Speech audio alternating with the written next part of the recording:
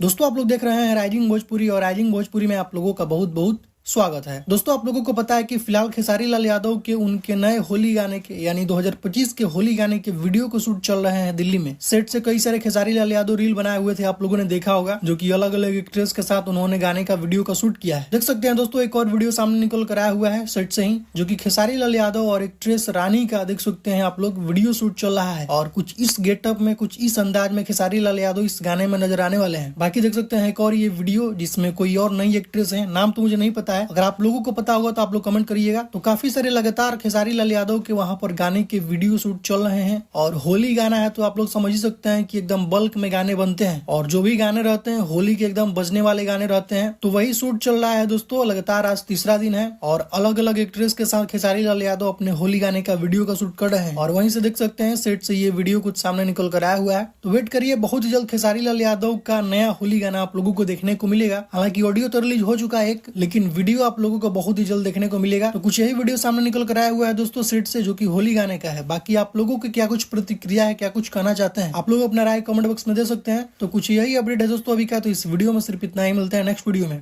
Thank you so much.